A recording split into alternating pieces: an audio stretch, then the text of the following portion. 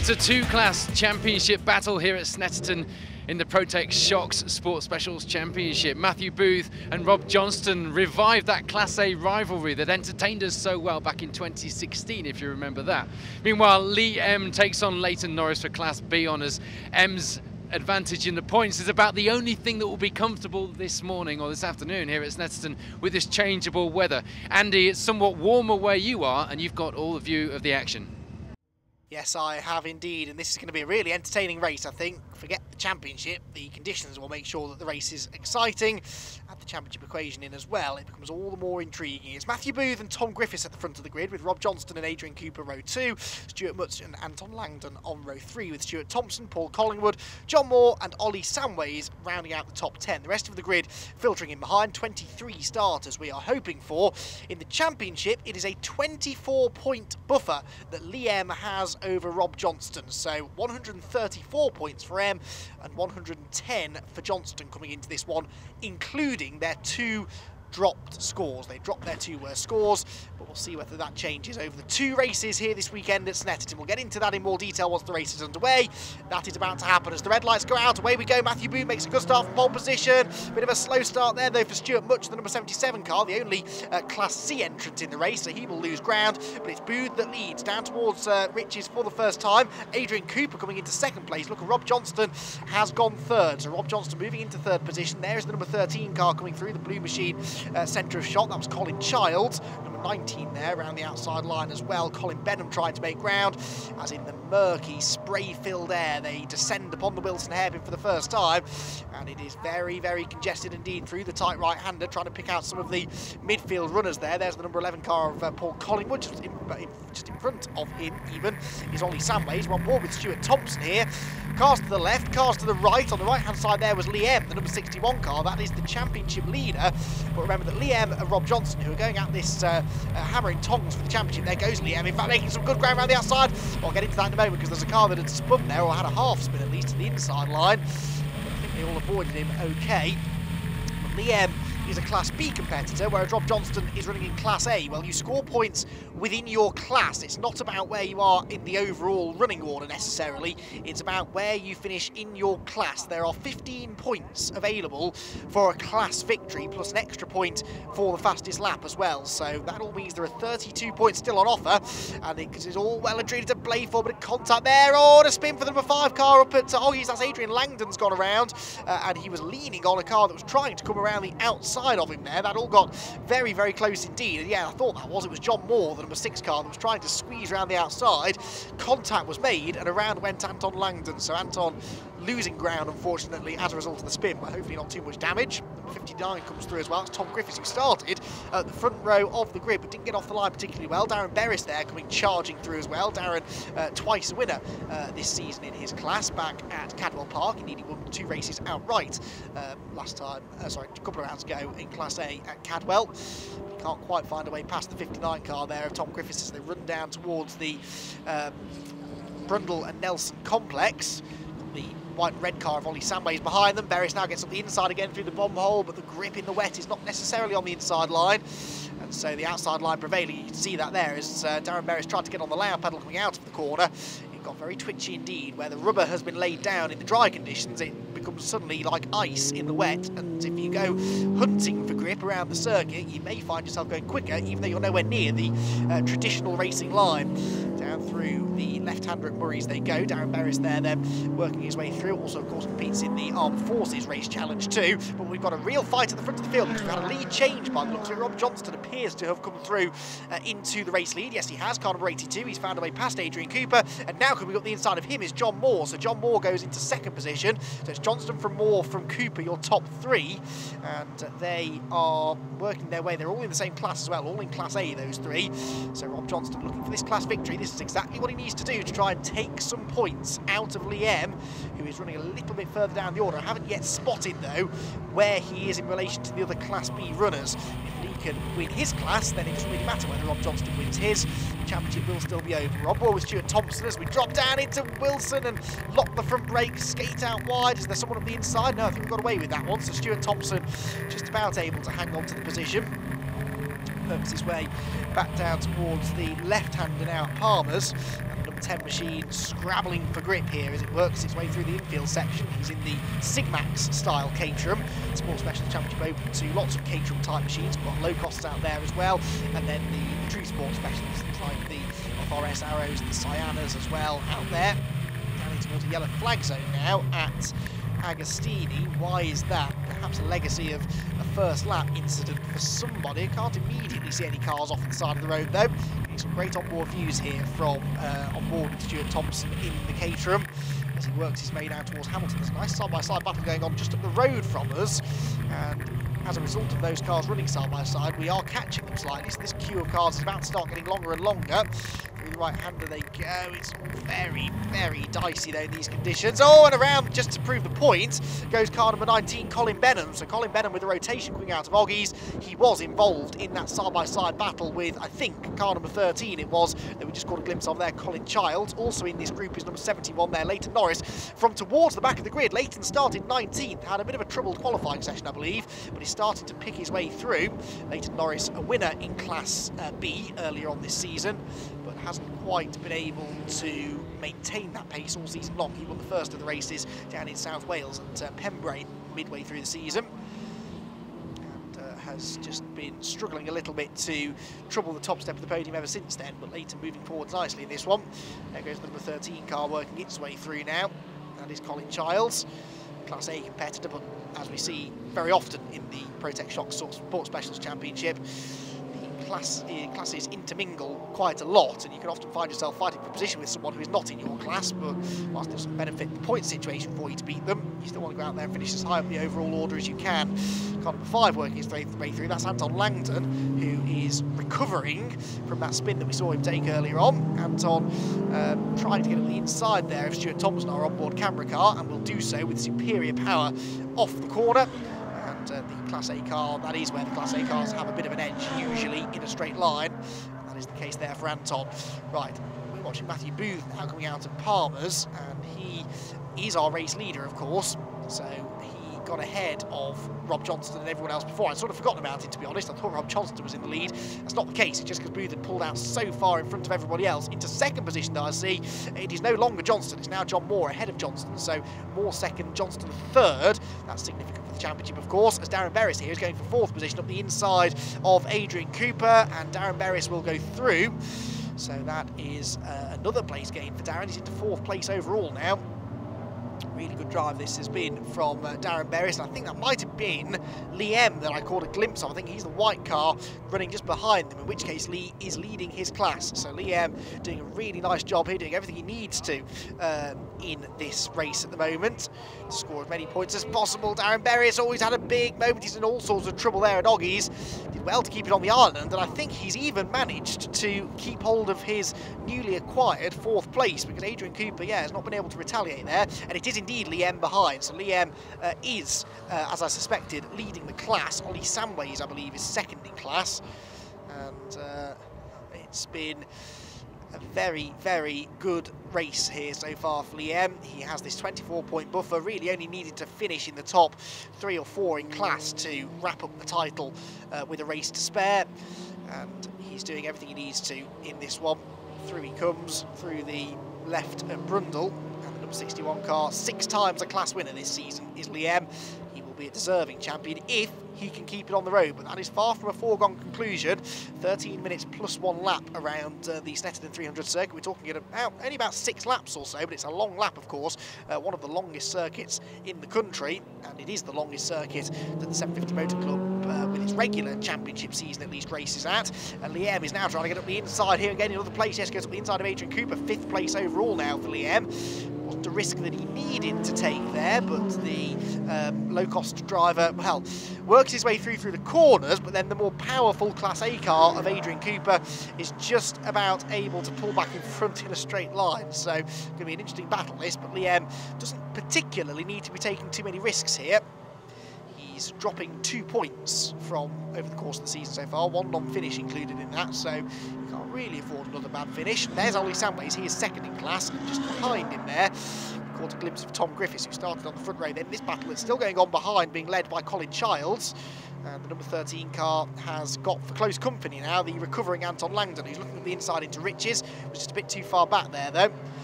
And Anton in the distinctive Mark II Sienna, same type of car that Rob Johnston is pedalling to an overall podium position at the moment. Rob Johnston, whilst it looks as though maybe his overall championship aspirations are now sort of over, well, there is still a race to be won and a podium finish to get, and of course he is still leading the Class A Championship by just 14 points over Matthew Booth. So the battle within the classes is pretty entertaining. Booth, of course, is ahead of Johnston at the moment as well. So depending on how many places Johnston loses at the front of the field, that could have a real effect on the Class A Championship. We see there, though, that the Sienna has now moved ahead of the number 13 car. The other Sienna, that's the MX500 Sienna, though, of Colin Childs. Colin now resumes his battle with this group of cars behind him, including now another car that's joined in the fun, Ben Coles there, the number 7 car. He's found a way ahead of Stuart Thompson somewhere. So Stuart Thompson, unfortunately, after a decent start, just starting to slip backwards now. I don't think that it's raining anymore, at least not that heavily out there, so the track, whilst it's not going to dry out completely before the end of this relatively short race, it isn't at least getting any wetter. The standing water should hopefully be clearing itself by and large, and the drivers now starting to notice the changing conditions, and the track now starting to become ever more greasy, which is where it always feels more slippery than when it's fully wet. You can see there's still a bit of spray being kicked up, but nowhere near as much as there was at the start of the race for the number 71 car there of Leighton Norris, who works his way through. Leighton is third in the championship, by the way, coming into this race, and he's only 8 points behind Rob Johnston, but of course Rob is doing a bit better within his class than Leighton is within Class B, and Liam had already nearly wrapped up the Class B Championship. He only needed to score a handful of points in this first race to secure that. Well, of course, he's leading the class at the moment. Bulk of these cars that we're seeing here, there are Class B competitors. Ollie Samway's there. Tom Griffiths is in Class A and is slowly starting to work his way back up the order after that slightly sluggish start. Oh, we've got a car off in the background, though. Who was that had gone around? Was that Colin Childs? It was a blue car, certainly from the next group that had gone around, I think, coming out of the bomb hole. We'll pick up on that in a moment. Meanwhile, got Tom Griffiths defending here from the number 5 car in behind him of Anton Langdon. Now this is for class position within Class A. Anton's car we know is quick in a straight line, and he demonstrates that again. He drove past some of the Class B cars in a straight line early on fairly comfortably. Well, he does exactly the same there to one of his Class A competitors, and now has a look at the inside of Ollie Samways down towards Riches. Ollie is 4th in the championship and 3rd in Class B, and only 3 points behind Leighton Norris. So again, Leighton Norris, he may well lose that 2nd place in Class B actually before the end of the day. There, working his way through Brundle is Liam. He is the Class B leader. He is the provisional champion, you would have to say at this stage. Just needs to bring it home. Still slithering and sliding around though in the low cost is the experienced racer, Liam. Also competes in the low-cost championship with the 750 Motor Club to great success, and a very popular and common figure within the 750 Motor Club paddock. And he's looking good now, it would seem, for the championship. On board with Stuart Thompson then as he works his way down Bentley Straight, and he had been just on the back of that big group of cars that we were following earlier on, but they now appear to have gone missing somewhere. So they are there, but he's certainly lost a bit of ground to them over the last couple of laps. Picks his way though through the Brundle and Nelson complex, which always has been a rather tricky and technical part of the circuit. Then through the bomb hole, which in the dry is a full commitment, flat out right-hander. And likewise, Corum at very high speed in the dry. It's still quick in the wet, but maybe not quite as quick. Through the right-hander he goes. It goes on and on and on this corner. Onto the brakes and through the technical part of the circuit. Seems to maybe be catching some of the cars in front of him. Through Marie's now. Great onboard views here from the Caterham Sigmax as they work their way back onto the pit straight now. Along the start-finish line, up through the gears. Past the pits once more as we now get into the closing stages of this race. There's the number 7 car, Ben Coles, then number 71 next in line of Leighton Norris, as we do now go on to the final lap. In fact, for these guys, the leaders have already long since been through. Some of the cars running in the midfield who had been having a very entertaining battle. It's just slightly calmed itself down as the race has gone on. As up towards the start-finish line now comes Matthew Booth. Matthew Booth is going to take what could be a very significant race and class victory. Second position is going to go the way of John Moore, and Rob Johnston will come home third. So it is a victory then for Booth, second place for Moore, third for Johnston, fourth for Darren Berris, and Liam wins Class B in fifth, and that should be enough provisionally for him to take the outright and class titles. Anton Langdon is sixth, Ollie Samway seventh, Ben Coles eighth, then Tom Griffiths and Leighton Norris round out the top 10. Good job there to get most of the runners to the finish. We lost Adrian Cooper, Bridget Smart and Paul Collingwood early on in the race, but everyone else surviving the conditions to get to the end. And with one more race still to go, it looks as though the championship has been settled. Lee, I love the fact you got a victory cigar in your top pocket. You went into that with a fairly comfortable margin in the points, but there was nothing comfortable about those conditions. Yeah, like you said, there's nothing comfortable about those conditions. Tough conditions, but for me, it was what I want. I was doing a little rain dance before the first race, so it was a case of, yeah, let it rain, because I did feel I had a bit of an advantage if it did rain, especially as we did qualifying and we only completed half of it, and the track did start drying out, so I didn't qualify probably where I should have done, so I knew I had to sort of make a little bit of a difference in the race, and I knew the rain would help me. So. Well, you are Class B champion, you've got your champagne now, you've got your victory cigar. It's going to be a good afternoon. Good afternoon, good evening. We've still got a race tomorrow, so we'll try and rein it in, but I can't promise that. No pun intended. Well done. Cheers, mate. Thank you. Matthew, the most you could have hoped for from that was to take it through to the second race, and you've done just that. Yeah, it's going to be a close one at the end, but I'm just doing the best I can. If I win it, I can't do better than that, can I? So we'll take it round to the next round. If Rob has a bad one, then it's possible, but we'll see. Mathematically possible is one thing, and doing the business in these conditions is quite another. Yeah, it were quite tricky. There were a few guys trying out a different tyre, which was a bit worrying, but luckily they're all a bit even, so it didn't make that much of a difference. So got that gap at the start and just tried to hold it. Good luck for the next race. Yeah, thank you. John, you got right in the mix of things there, a bit of a championship battle going on, and you were out there in those conditions doing the business. Yeah, I enjoyed that. I don't always enjoy racing in the wet when I can't see where I'm going, but today I could see enough to know where I was going, and it was really good coming through from further back on the grid. I think I was 9th on the grid, so it was a good run to get up to second, and I enjoyed every bit of it. The other competitors were great when you were dicing with them. You know, nobody sort of did silly things, which is great. Yeah, I was going to say, you say dicing, but it was nice, clean moves, especially in these conditions. It's good you can have clean racing, but close racing, and everyone looks after each other. Yes, I agree. That's what really makes this formula good. And it's fast. I mean, you know, these cars are not slow things, and especially in these conditions, you've got to be very careful. So, yeah, compliment to everyone today. It was some good driving. Great result, well done. Thank you. Rob, it's all about that last race now. It is, yeah, it's getting a bit close. I believe we've got a little bit of a cushion in Class A. Overall, I believe that Lee's just clinched it, but second overall is up for grabs, I believe. Oh, we remember this rivalry from 2016. It's back and it's going through to the final round. Although Matt's probably won more races than I have this year, we've put it on the podium most times we've been out, so it's been consistency for us, bar our misfortunes that we had at Cadwell a few meetings ago. And what's the game plan this afternoon, given that you've got one last race to make it count? I didn't want to go into the race thinking that, but yeah, John passed me, and then I think when I ran onto the grass for a short while, I think that was the warning peg at that point, so just bring it home in third and get the points. Well, the Protech Shocks Sports Specials Championship is lined up in the assembly area, ready for race 2, and all eyes are on that Class A rivalry, because of course Matthew Booth and Rob Johnston have been going at it. And this man, Rob, only needs to finish 6th or higher in order to take the Class A Championship. Rob, are you feeling confident about this 6th place you've got to aim for? Yeah, I think so. I think if we keep it clean, we should be able to manage 6th. We've only been off the podium once this year, so it's you know, the car's good enough for that. But I think for us, the important battle is the championship overall and try and finish 2nd. So 2nd place in the championship overall in the sports specials, but of course that Class A championship fight will be one to watch. Andy, over to you as these cars make their way out onto the circuit for race 2.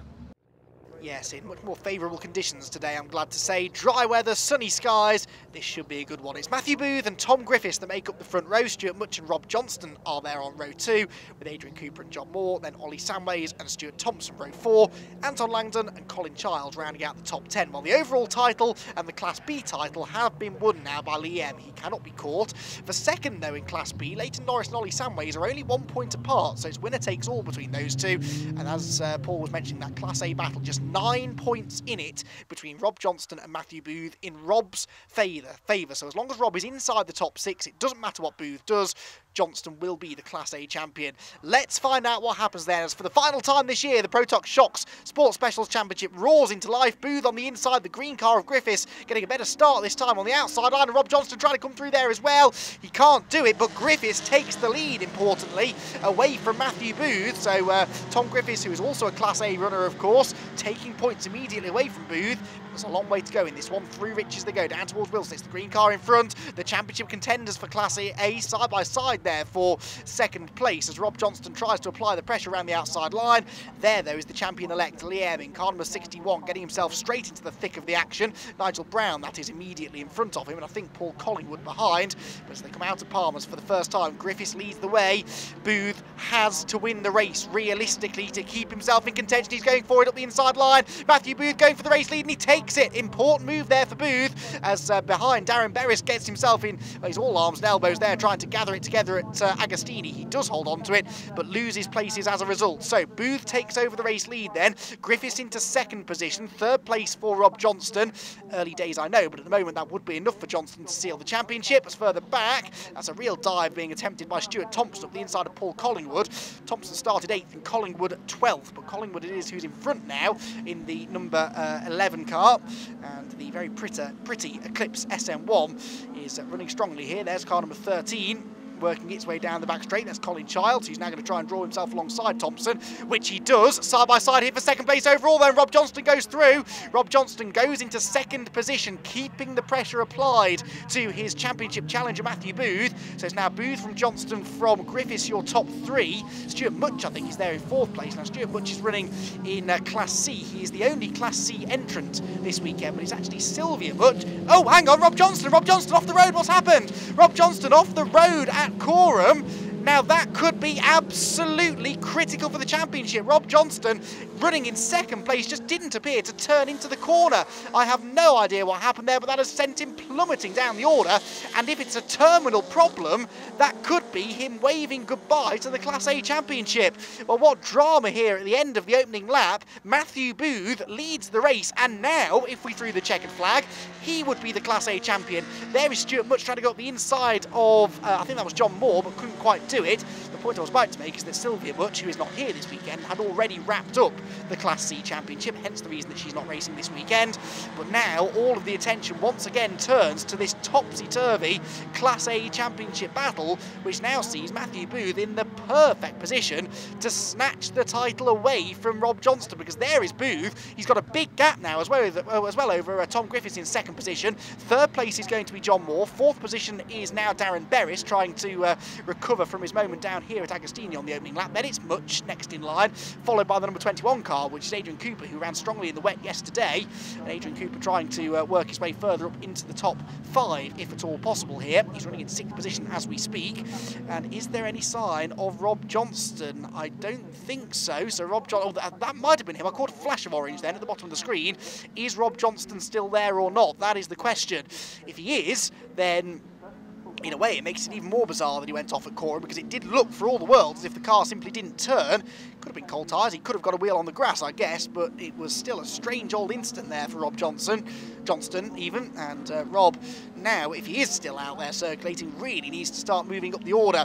Down the back straight we go, move being made there by Adrian Cooper up the inside of Stuart Much, and he will go through, I think, on the inside line down at Brundle. Yes, he will, as just up the road from them, Darren Berris and John Moore do battle for third place overall. And this is also the fight for third within Class A, because all of the cars now towards the front of the field are Class A runners. The Class B contenders not having a great start to this race. In the dry conditions, the more powerful Class A cars are coming to the fore, as you would expect. And so most of the Class B cars running outside of the top 10 at the moment. Down towards Murray's they go again, and John Moore defends the inside line. That means he washes a bit wide on the exit though, and here comes Berris. We know that Darren Berris' Westfield V8 is one of the quickest cars in a straight line, and he's going to try and use that to good effect now. There go the leaders. Is it Berris into third? Well, they're still side by side. Moore trying to come back at him up the inside line. Berris trying to crowd him over to the inside line, and it will succeed. So Berris goes through, Moore down to fourth. Then it's number 21, Adrian Cooper, who is now ahead of Stuart Much, but Stuart's still doing a nice job in the early stages in that MEV MX150R. Picks his way now through Rich's corner as the leaders are at the Wilson hairpin, where it is car number 40. Darren Berris applying the pressure here to John Moore, and he was looking up the inside then at Palmer's. Did he make it work this time around? No, he didn't. So John Moore, somewhere coming out of Rich's, found a way back ahead of Darren Berris, because we did see Darren move in front as they went down towards the first corner. Down towards the left-hander at Agostini they go. There is Rob Johnson. Oh, sorry, excuse me, not Rob Johnson, John Moore, excuse me, who turns his way through the left-hander.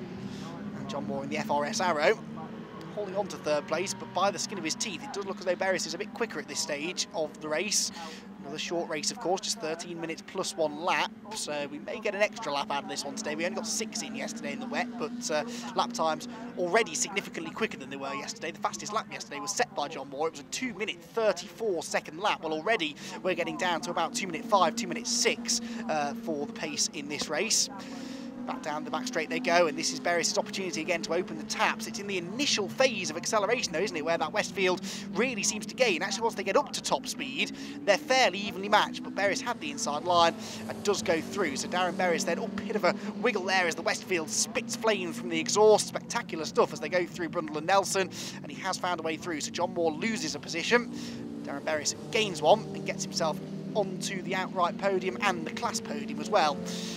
The right-hander at Coram again, and Berris immediately starting to pull clear too, so the car clearly working well in these conditions. Darren ended up yesterday's race in 4th place after a couple of little moments along the way.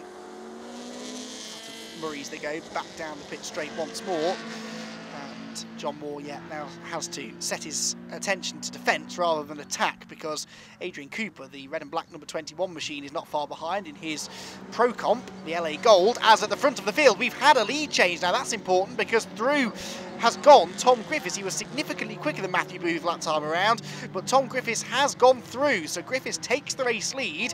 Matthew Booth is in 2nd place now, which means that he's only set to score 12 points instead of the 15 that he would have got for the race win. Also, to add insult to injury, Tom Griffiths has set the fastest lap whilst chasing him down, so that's taken another point away from Booth. Now we believe that Rob Johnston is still circulating in the Sienna. It's now a case of where Rob Johnston gets. If Booth finishes 2nd place, then Johnston only needs 9th position in his class. So 9th place is, or in fact 8th he would need to, 9th would give him a tie, but Matthew actually has more race victories this year, so he would win on countback. So 8th position is where Johnston needs to get to now to secure the title, but Booth knows that if he wins the race, then Johnston would have to get into the top 6, and that is that little bit more difficult to do, especially after Johnston's earlier dramas. So Booth, though, losing ground, it would appear, to Griffiths as they go down the back straight.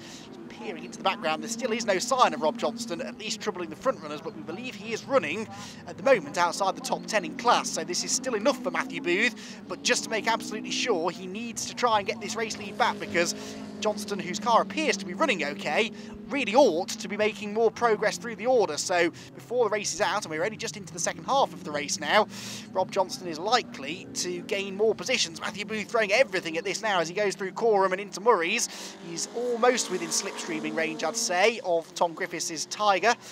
But is Tom's car quicker in a straight line? Looks like it might be. He's scooting away again as they cross the start-finish line. Matthew Booth taking a tighter line down towards turn wobbly. He's nowhere near close enough to attack. In fact, the gap is going out now. So Tom Griffiths starting to establish some dominance now at the front of the field. Down to 2nd for Booth. Now there is Berris in 3rd. Side by side are we for 4th? It looks like we are, because John Moore has got Adrian Cooper up the inside towards Rich's. He fends him off for the time being, but Adrian Cooper in the number 21 car looking pretty quick here. Out of Rich's they go. Then it's Stuart Much. He, of course, is running in Class C, so doesn't take any points away from the Class A or B contenders. And as they work their way through Wilson, back down towards Palmer's, looks as though For the time being, Moore has held on to this position, but can he continue to do so for the rest of the race, I wonder? Down towards Agostini, and into the braking zone they will go, with still car number 6 in front. As far as the Class B battle was concerned that I was mentioning earlier on for second place in the championship, well, Leighton Norris was a point ahead of Ollie Samways coming into this race, but at the moment I can tell you that Ollie is ahead of him, so Ollie Samways could be about to pip Leighton Norris to not only second in class but third in the overall championship as well, so that's another little battle we'll try and pick up on towards the end of the race.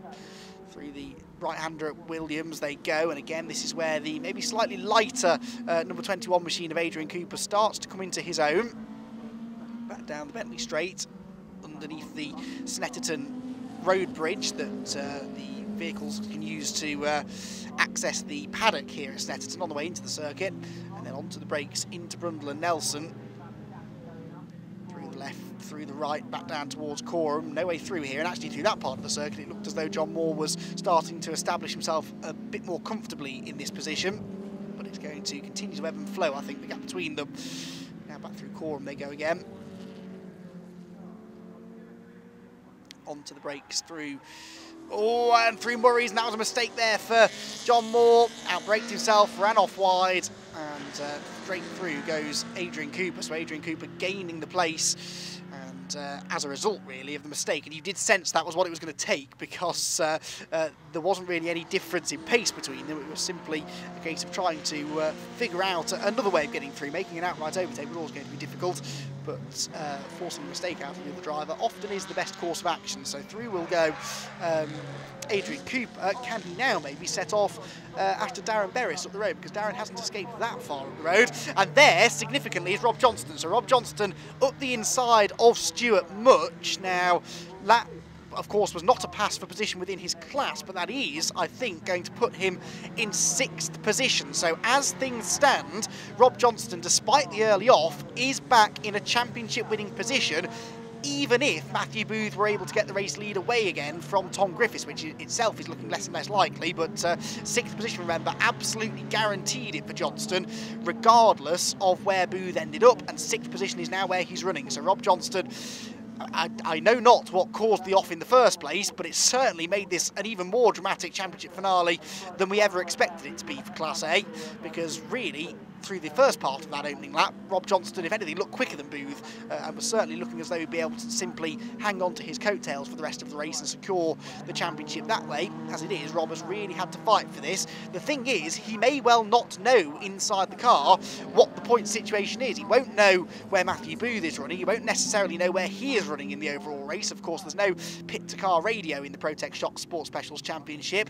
The only form of communication between the team and the driver is via the pit wall and the pit boards that we hung out over the wall to pass messages on. But when you're flashing past the start-finish line in excess of 100 miles an hour, it's not always that easy to pick out the right board and then figure out exactly what it's saying and then to figure out what that means in your head. So for Rob Johnston, really, he has to keep pushing here and just keep his eyes forward, keep the momentum going. Clearly the car would appear to be okay, he says, finding some wood to touch, because the last thing I want to do is put a hex on it here. He seems to have bounced back from that early off pretty well, and we are now on to the final lap of the race. Tom Griffiths, you're seeing here, the race leader, who it looked as though might have been the man who was taking the championship away from Matthew Booth. As it happens, it doesn't really matter where Booth finishes, because Johnston is inside that all-important top 6. Working their way down the back straight now towards Brundle and Nelson. You can see Booth there in the background. He's dropped steadily back from Griffiths. He's now about 3 seconds or so behind as we're